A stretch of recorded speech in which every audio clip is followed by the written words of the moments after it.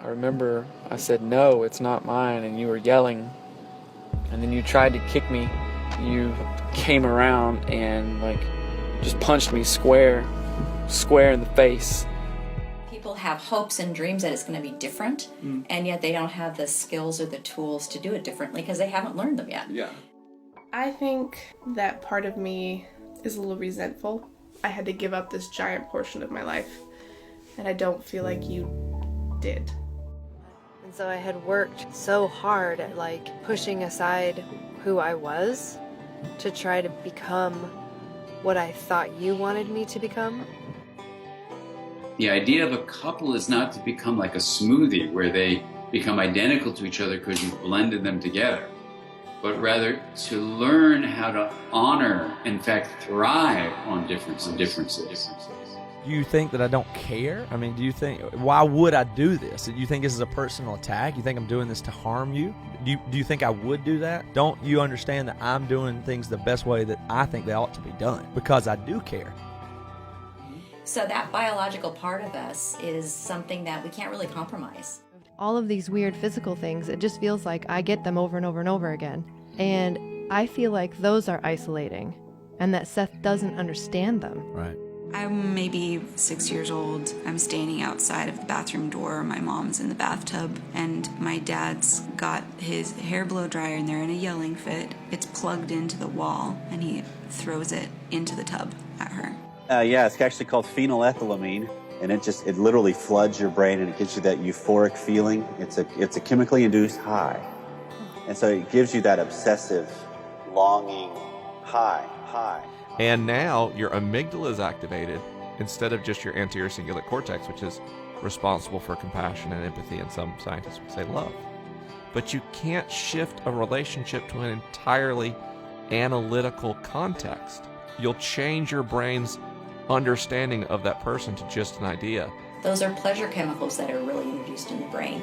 And so those can be nurtured too. Those aren't things that are just kind of, you're just waiting for them to happen. You can actually attend and pay attention. We all come into a relationship with these unconscious and super powerful expectations about how that person should behave based on what we saw in our homes growing up. And that might be something we want modeled and repeated, or it may be just the opposite of that. I think I kept thinking, well, when we have kids, I'll be a better wife, I'll be a better mom. I really thought I was going to be like a 1950s housewife. In our minds, we set sex aside because we learn so little about it, or our education about it is so skewed, either against or for, that we set it aside like it's its own thing, like it's not connected to our emotional state. It's not connected to our past. It's not connected to our fears or insecurities, right? Which we know is not correct. Sex is such a loaded topic with so many couples, and I believe we really set couples up to not know how to do intimacy well at all in our culture. You've got one and your husband has another. So part of it is this breathing into that metacognitive skill. Being on the road with guys in a band is kind of like a marriage in a way. Like everyone's in close proximity. We have to live together, and we have to compromise, and we have to overcome struggle and adversity together. And then you throw an actual marriage in the mix, it becomes really difficult. It's very natural to think that way. And so when you relax into the emergence of the mind as being fully embodied and fully relational, then it gets actually quite exciting. And you can move beyond a belief you may have had before that things are fixed like a rock, and you own them and say, wow, I'm participating in this ride of my life. How do I optimize this experience, rather than how do I lock onto this rock noun-like view of who I am?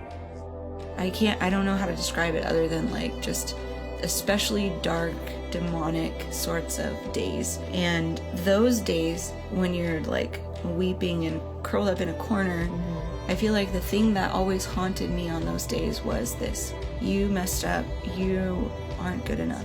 You say that almost simply, like, oh, I might be embarrassed for 20 minutes, but you'd have to think about, based on people's behavior, let's look at how huge embarrassment must actually be, that it competes with safety. At least I always had some sort of unwavering, undying hope that things would be different. And I think for the listeners of this podcast, that's one of the the main things that we want you to take away from this is there is hope. You've heard our story. You've heard the worst of us, and we're still here, right? 12 years later, we are still here, and we still have open minds towards one another. We're still malleable for change. And we're not just wanting ourselves personally to grow. We want the other to grow. So I want to see you grow as much as I see myself grow. You know what I mean? And learn more.